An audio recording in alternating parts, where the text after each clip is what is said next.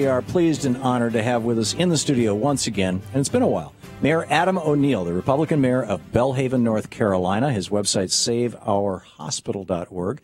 Mayor O'Neill, Mr. Mayor, great to see you again. It's great to be here again. Thanks for joining us. The last time we talked, you had a for-profit health insurance or health company basically ripping your hospital away from your community. Do I have that right? Well, we had a situation where a large nonprofit conglomerate, a big regional hospital association, came to our town and promised to maintain and strengthen our hospital when actually the whole time they meant to close our hospital.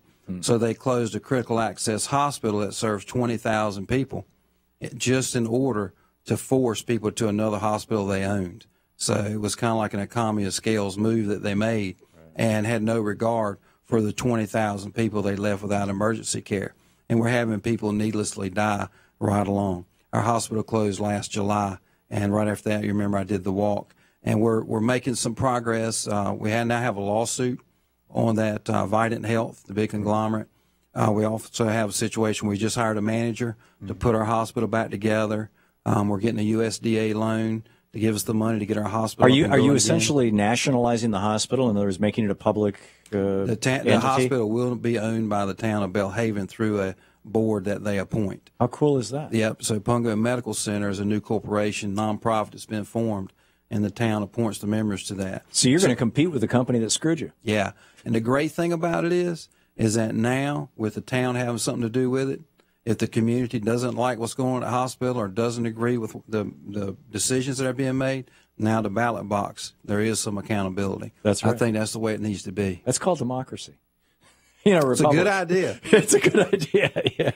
So the company came in. You said, when we were talking before, you said that they came in and they're just basically lying to you and the community? What? Well, Vidant Health came in and told the community they were going to maintain and strengthen our hospital and add services. Roger Robertson and David Herman met with me and a council member right after they announced they were going to close our hospital, and they told the council and I that, well, hey, we knew we were going to close this hospital from day one. Y'all knew about it. Well, nobody knew about it. The 50-year doctor, former National Country Doctor of the Year, made the motion to go with Vidant. He knew nothing about it. Wow. The man who seconded the motion, a career banker, a very respected man, he knew nothing about it. This is your city council. Yeah, so you got a situation where they came in and defrauded basically the people. Then we went to mediation because the NAACP, the only people that came to our rescue, the NAACP filed a Title VI complaint with the Office of Civil Rights. We ended up in mediation. Vidant didn't live up to the mediation agreement either. And actually, their attorney actually shook the mediation agreement in the face of the NAACP attorney saying, you can't sue me over this, right in front of the federal mediator.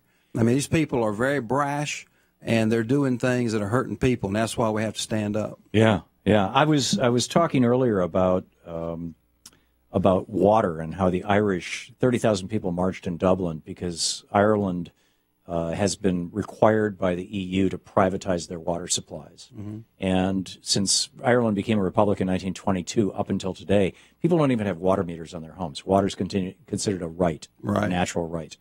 And people, over 600,000 people in Ireland have refused to sign up for this. Somebody called in and said, you know, I would rather have a private corporation offering my water because I know I'd always get the best price. And I'm like, wait a minute, you don't understand natural monopolies. What are your thoughts on that? You're a liberal, I'm a conservative. I'm a Republican. I'm a real Republican. We could sit here and argue a lot of issues we wouldn't agree on. But when you have a conglomerate like Vidant Health, who made $109 million, they added $109 million to their reserves in a year that they closed a critical access hospital. When they have $700 million in reserves and they close a critical access hospital, something's wrong with America to let that happen. Right. And then also to do it under false pretenses. We need a law in this country, in my opinion, that if you deprive a community of emergency services through false pretenses, it should be a crime. Well, because aren't people there fraud die. statutes? It's not a crime. What they have done, they have lied, but it's not a crime. And we have a lawsuit against them now. It's in federal court. We're hoping to get it kicked back to state court. That takes them to task on the misrepresentations and the damage they've done. It's going to cost our community $6 million to get our hospital open again and get it running. Wow. They didn't just shut the hospital. They let all the licensing go, all the certificate of need requirements. They let everything go. one thing we do have that's been really wonderful is the Governor McCrory of North Carolina. He has stepped up and said he'll do whatever he can to help us get that hospital open, which has been a big help to us. That's great. A Republican governor. Yeah, and with the Medicaid expansion, that's a hot topic in North Carolina, and I feel like in the future we'll probably see some movement on that. Just in our little community of northeastern or in Beaufort County, Medicaid expansion would cover another 1,600 people, and of course in North Carolina it would cover 500,000 people. Right. And you're talking about a lot of money. And just 10% of one day of the money we're giving up by not accepting Medicaid expansion would have saved our hospital. One other thing I want to say, I want to make sure people hear this. Listen to this. The CEO of Vidant Health, David Herman, made more money in income, in compensation. He made more than twice what the Belhaven Hospital lost in a year. Whoa. One man made twice what our hospital lost in a year, and that organization, their board's responsible for this. That organization closed a critical access hospital. Now we have people going 80 miles to get emergency care, and we have people dying and dying and dying. Who has died in your community as a result of this corporation's behavior? Well, the first one is the one that is pretty popular, a lady named Portia Gibbs. She was about 47 years old, 3 kids, and had chest pains. Her husband took her to about 5 to 10 miles away to where paramedics were. Well, normally they would have came to Belhaven, which was 25 minutes away. Mm-hmm. Instead, they had to sit and wait for a helicopter because there wasn't an emergency room in Belhaven. Mm-hmm. So they sat and waited for an hour for a helicopter. When the helicopter sat down, right then is when she expired. She was having a heart attack. She would have had 35 minutes at the hands of an ER physician with all the medicines and everything to help with a heart attack. Instead, she spent the last hour of her life in a parking lot at a high school waiting for a helicopter because Vidant Health took emergency services away from 20,000 people. In a year, they made $109 million and had $700 million in reserves. Now, I understand about private enterprise and wanting them involved in things, but healthcare is one spot where we got to protect the people from greedy, immoral nonprofits even. Yeah. Yeah, and it's fascinating how nonprofits are moving into this space because a nonprofit corporation, we're subsidizing. I mean, they don't pay tax, they don't pay sales tax, they don't pay property tax, they don't pay income tax.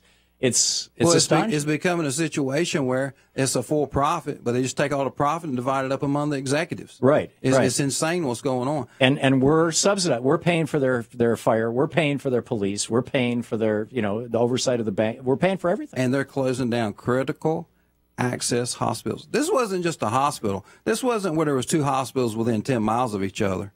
This was a hospital that was located and designated critical access because that area didn't have health care. Right. And it was the first Hill Burton hospital in the country. Hill Burton, when Democrats and Republicans came together to give some rural medical care and emergency services, right. We were the first hospital in the country. Was that in the 40s? Yep. Yeah. And we were closed. Like I say, I say it without any regard whatsoever, through false pretense, through misrepresentations.